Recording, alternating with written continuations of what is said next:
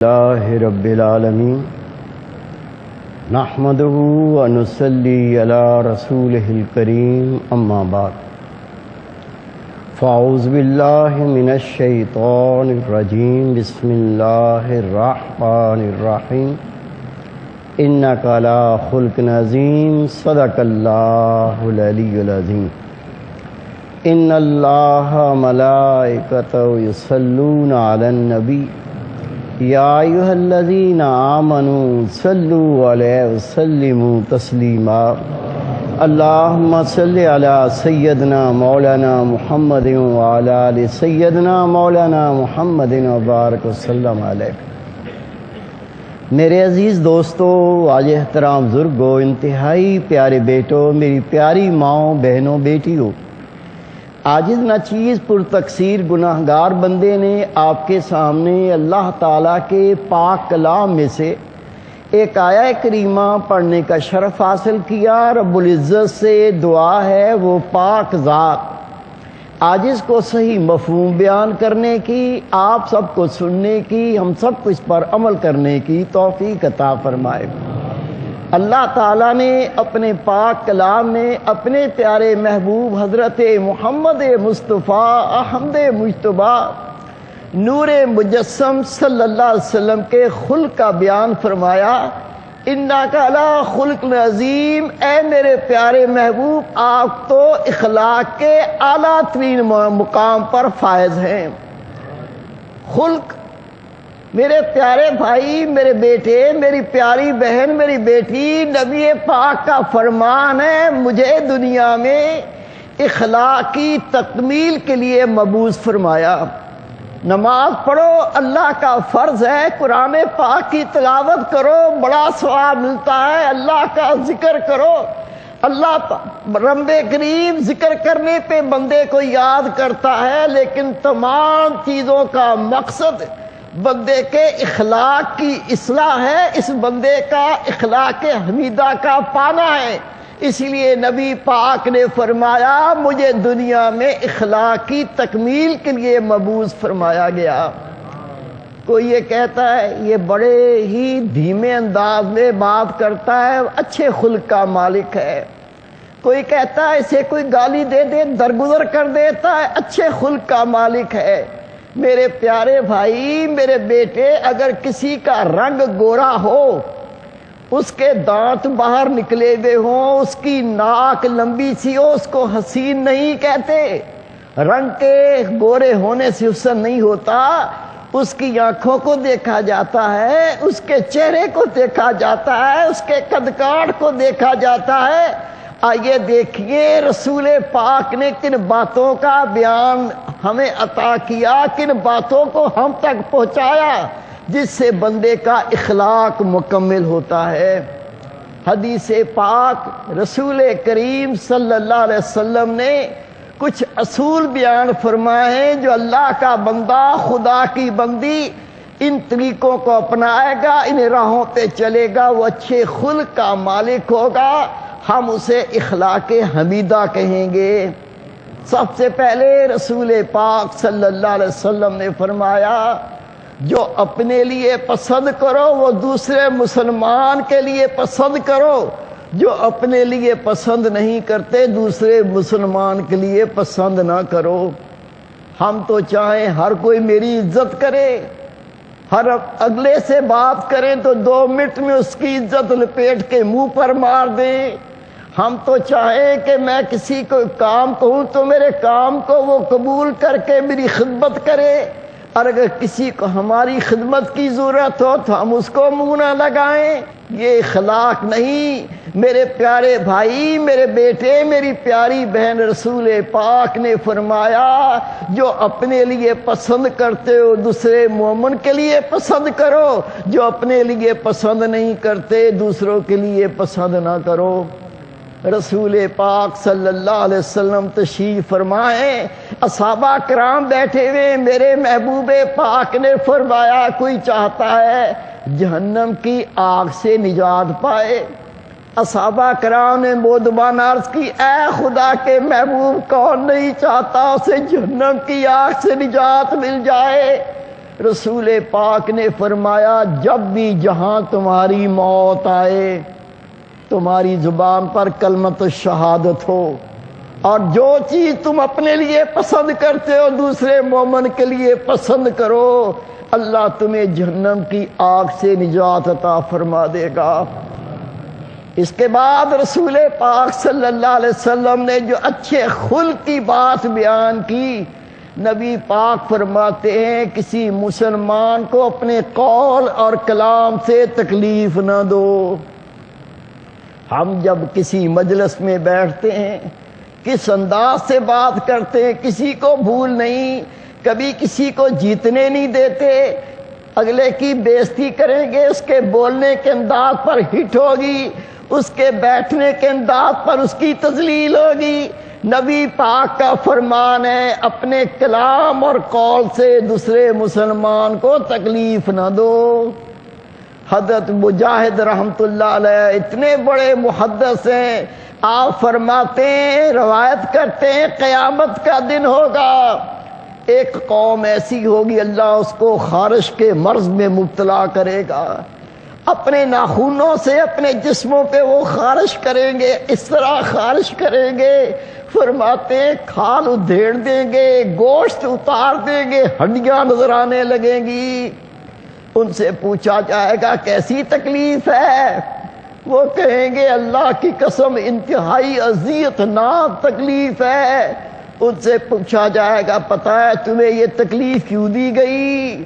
وہ کہیں گے اللہ ہی بہتر جانتا ہے۔ ان کو جواب دیا جائے گا تم دنیا میں مسلمانوں کو تکلیف دیتے تھے، اذیت دیتے تھے، یہ اسی کا تمہیں آج بدل دیا گیا ہے۔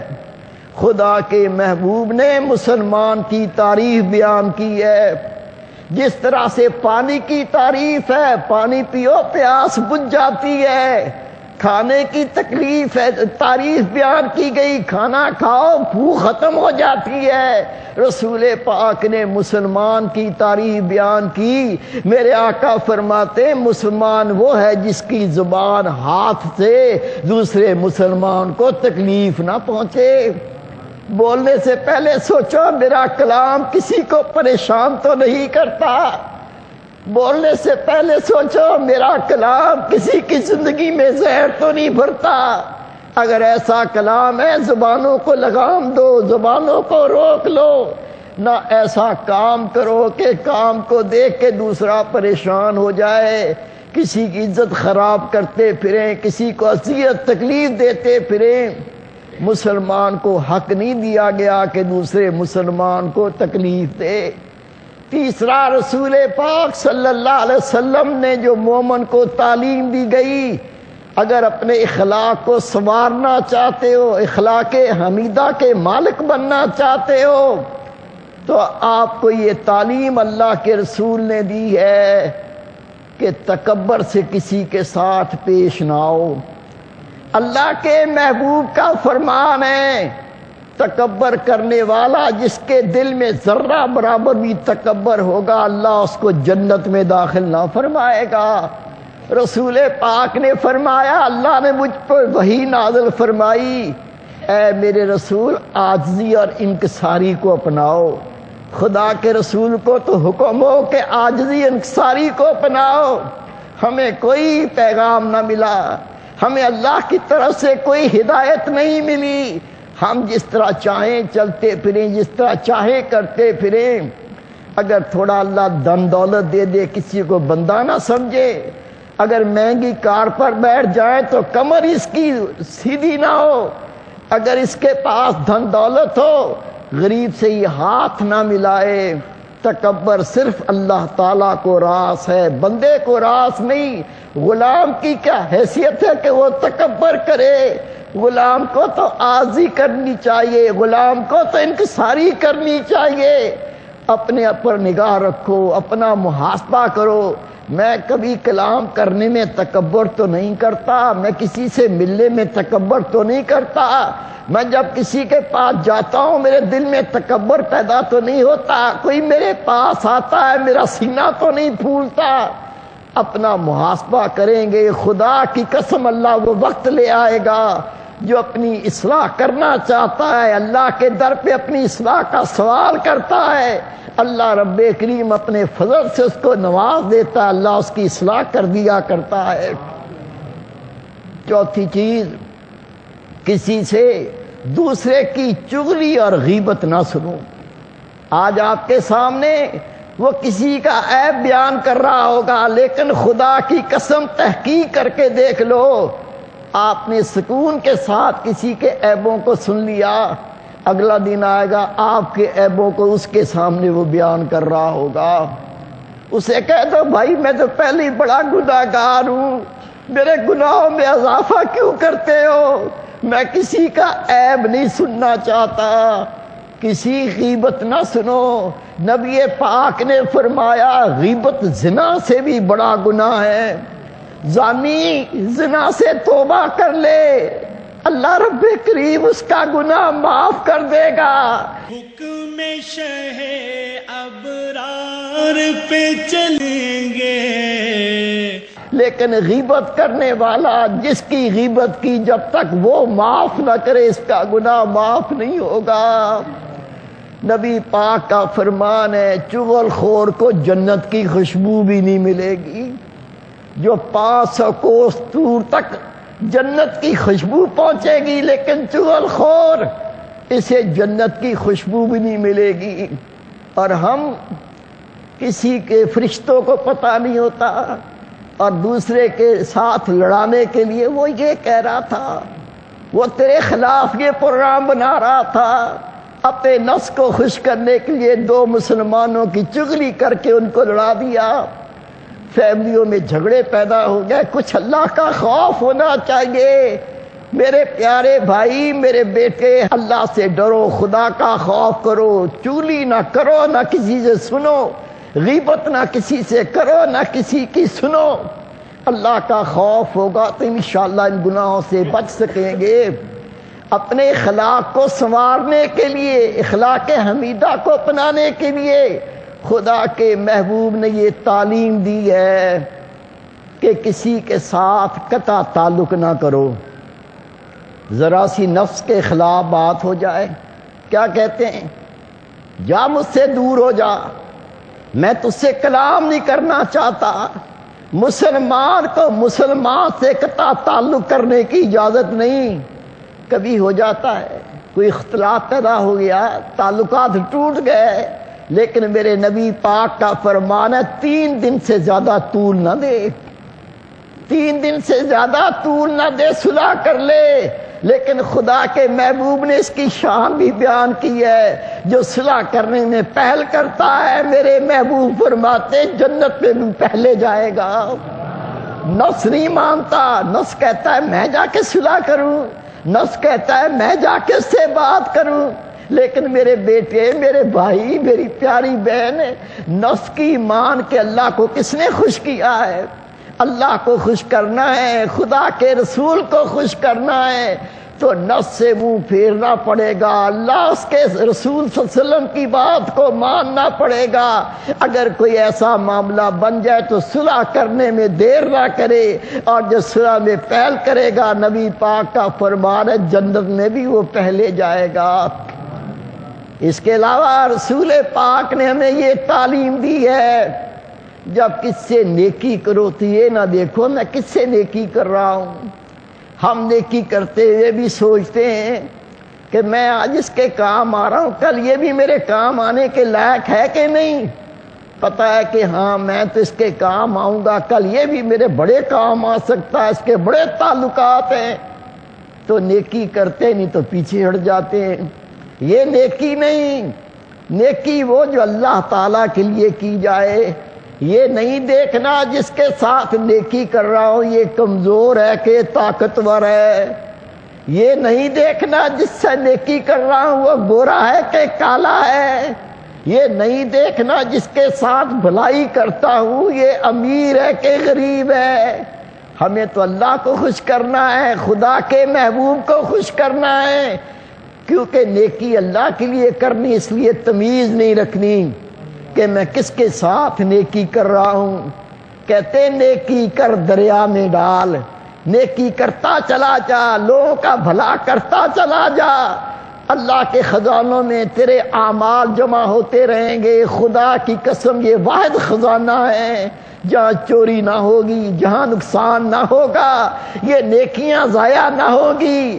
جب روز محشر اللہ کے سامنے پیش ہوں گے، اللہ رب کریم سچی نیکیاں ہمیں اس کا بدلہ عطا فرمائے گا۔ اس کے علاوہ رسول پاک نے اخلاق کی تکمیل کی تعلیم دیتے ہوئے فرمایا، جب کسی سے ملو تو خندہ پیشانی سے ملو اور وعدہ خلافی نہ کرو۔ اب اس میں بھی فرق ہوتا ہے، جب ہم ملتے ہیں جس سے ملتے ہیں اس کا پہلے معیار دیکھتے ہیں۔ اگر کوئی صاحب حیثیت ہو، حسن والا ہو، چہرے پر مسکراہٹ ہوگی، بڑھ بڑھ کے قریب ہوں گے، اس کو گلے بھی لگائیں گے، پیار بھی کریں گے۔ لیکن اگر بیچارہ غریب ہے، کپڑے اٹھ کے پھٹے پرانے، کوشش یہ ہوتی ہے کہ ایسے دور سے اسلام کہہ کے روانہ ہو جائیں۔ نہیں میرے بھائی، میرے بیٹے، نبی پاک کا فرمان ہے مومن مومن سے مسکرا کے بات کرے، یہ بھی صدقہ ہے۔ جب مسلمان مومن سے ملے، خندہ پیشانی سے ملے اور جو وعدہ کرے اس کو پورا کرے۔ رسول پاک نے فرمایا منافق کی 3 نشانیاں ہیں۔ نبی پاک کا فرمان ہے منافق کی 3 نشانیاں ہیں، وعدہ کرے گا تو پورا نہیں کرے گا، اس کے پاس امانت رکھو گے تو وہ خیانت کرے گا۔ نبی پاک کا فرمان ہے بولے گا تو جھوٹ بولے گا۔ یہ منافق کی نشانیاں، ہم تو انہی میں شاید مر نہ جائیں، انہی عادات میں کہیں ہماری موت نہ آ جائے۔ یہ تمام عادات کو ختم کر کے اپنے آپ کو نبی پاک کی تعلیم میں ڈھالنا ہے، اس کا نام کامیابی ہے۔ اگر ہم نے نہ سوچا اور یہ زندگی اللہ نے عطا فرمائی یہ مکمل ہو گئی تو سوائے پچھتاوے کے کچھ حاصل نہ ہوگا۔ میرے پیارے بھائی، میرے بیٹے، اللہ کے محبوب نے یہ بھی تعلیم دی۔ اللہ نے کسی بندے کو جو درجہ عطا فرمایا، جو مقام عطا فرمایا، ہمیں اس کے درجے کے مطابق اس سے رویہ کرنا چاہیے۔ کوئی قوم کا سردار ہے، اس کو وہ عزت دی جائے، نبی پاک کی سنت ہے۔ اگر کوئی علماء کرام ہیں ان کو عزت دی جائے کہ اللہ کے رسول کے نائبین ہیں۔ میرے پیارے بھائی، میرے بیٹے، امی جان بی بی عائشہ صدیقہ رضی اللہ تعالیٰ عنہ، آپ سفر میں تھی، آپ نے دیکھا کہ شخص ہے، سادہ سا بندہ ہے، کپڑے بھی سادے سے ہیں، پیوند لگے ہوئے ہیں۔ آپ نے فرمایا اس کو بلاؤ۔ اسے بلایا، فرمایا اس کو بہترین روٹی دو۔ صحابہ کرام ساتھ تھے، خادم ساتھ تھے، باندیاں ساتھ تھی۔ اس شخص کو بڑے احترام سے کرام سے روٹی دی گئی تو وہ روٹی لے کے چلا گیا۔ وہاں ایک شخص پہنچا جو گھوڑے پر سوار تھا، بہترین پوشاک زیب تن تھی۔ امی جان نے فرمایا دسترخوان بچھاؤ، اس کے ہاتھ دھلاؤ، اس کو محبت سے بٹھاؤ، اس کو کھانا کھلاؤ۔ خدام نے اس کو بلایا، دسترخوان بچھایا، اسے دسترخوان پر بٹھایا، کھانا چنا گیا، اس کو عزت سے کھلایا گیا۔ ایک غلام عرض کرتا ہے امی جان وہ شخص سائل تھا، اس کو آپ نے روٹی دی اور چلتا کیا، اسے آپ نے دسترخوان پر بٹھایا، تعظیم سے کھانا پیش کیا، اس نے کھانا کھایا۔ اے امی جان یہ فرق اس کا کیا مقصد ہوا؟ آپ نے فرمایا جس کو اللہ نے عزت دی ہے ہم پہ فرض بنتا ہے ہم بھی اس کو عزت دیں۔ اور میں نے نبی پاک کو دیکھا، قوم کے سردار آیا کرتے تھے، اپنی چادر مبارک اس کے لیے بچھا دیا کرتے تھے۔ معلوم یہ چلا جس کو اللہ تعالیٰ عزت دے ہمیں بھی اس کو عزت دینی ہے۔ آخری نبی پاک کے اخلاق کی بات غور سے سنیے۔ نبی پاک صلی اللہ علیہ وسلم تشریف فرما، اصحابہ کرام بھی بیٹھے ہوئے ہیں۔ آپ نے فرمایا جب 2 مسلمان آپس میں خفا ہو جائیں ان کی صلح کرا دیا کرو۔ یہ اخلاق کے اندر ایک بہترین صفت ہے۔ اگر دو مسلمان آپس میں خفا ہو جائیں، آپس میں لڑ جائیں، آپس میں اختلاف پیدا ہو جائے تو نبی پاک کی سنت ان کی آپس میں صلح کرا دو۔ صحابہ کرام بیٹھے ہوئے تھے، میرے محبوب پاک نے فرمایا کیا تمہیں نہ بتاؤں کہ نماز روزے سے بڑھ کر اس عمل کا اللہ کے ہاں اجر ہے؟ صحابہ نے عرض کی اے خدا کے محبوب، نماز سے بھی بڑا اجر ہے، روزے سے بھی بڑا اجر ہے؟ نبی پاک نے فرمایا ہاں، دو مسلمان آپس میں خفا ہو جائیں تم ان کی صلح کرا دو، یہ ثواب نماز روزے سے بھی بڑھ کر ہے۔ لیکن یہ بات سمجھ لیں کہ نبی پاک کا یہ فرمانا یہ نفلی نمازوں کے بارے میں ہے، نفلی روزوں کے بارے میں ہے۔ فرض کا ثواب تو کوئی تصور نہیں کر سکتا۔ فرض روزے اس کا کیا اجر ہے، فرض نماز اس کا کیا اجر ہے۔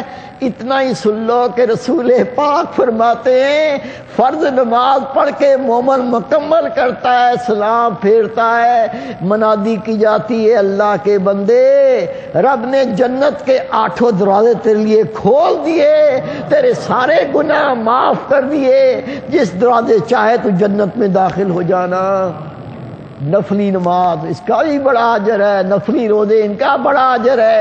لیکن دو مسلمان آپس میں خفا ہو جائیں، ناراض ہو جائیں، ان کی صلح کرانا نفلی روزوں سے، نفلی نمازوں سے، اس کا اجر اللہ کے ہاں بہت زیادہ ہے۔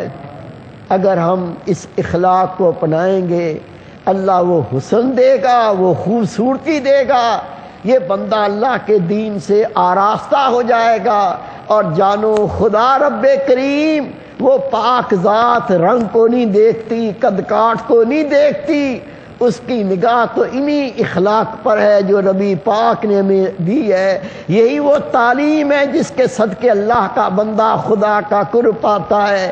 اللہ تعالیٰ سے دعا ہے یا اللہ ہم میں بڑی کمی ہے، ہم میں بڑی کوتاہی ہے، رب کریم ہماری کمیاں دور کر کے ہمیں اس اخلاق سے نواز دے جو رسول پاک نے ہمیں عطا فرمایا ہے، تاکہ ہم اس اخلاق پر عمل کر کے تجھے خوش کرنے والے بن سکے۔